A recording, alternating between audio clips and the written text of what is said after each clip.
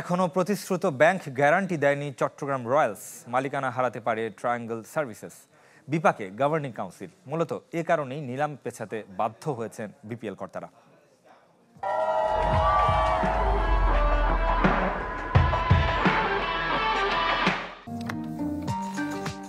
Mentor হিসেবে শোয়েব আক্তারকে নিয়োগ দেওয়ার ঘোষণা দিয়েছে ঢাকা ক্যাপিটালস।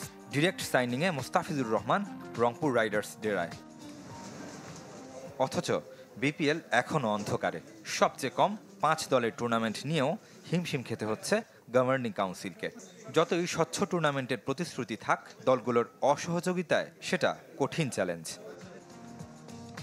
পুরনো 2 দল যতটা আটঘাট বেঁধে নেমেছে, বাকি 3টির অবস্থা এখনও অগোছালো। নতুন 3-এ রাজশাহী সিলেটের চেয়েও পিছিয়ে চট্টগ্রাম। 5 দলের কোনোটি এখনও বিসিবির শর্ত পূরণ করতে পারেনি। ফ্র্যাঞ্চাইজি ফির 2 কোটি টাকা দিলেও ব্যাংক গ্যারান্টির 10 কোটি টাকার পুরোটা দেয়নি। চট্টগ্রামের সাথে যোগাযোগ করেও কুল কিনারা করতে পারছে না বিসিবি কর্তারা। ইতোমধ্যে পেরিয়ে গেছে ডেডলাইন, যে কারণে 23 নভেম্বরের নিলাম 1 সপ্তাহ পিছিয়ে হতে পারে 30 নভেম্বর। এত অল্প সময়ে নতুন ফ্র্যাঞ্চাইজি জোগাড় চ্যালেঞ্জিং গভর্নিং কাউন্সিলের। তাই হয় ফ্র্যাঞ্চাইজি কমবে অথবা নিজেদেরই দল চালাতে হবে বিসিবিকে। রেদওয়ান শোয়েব, চ্যানেল 24।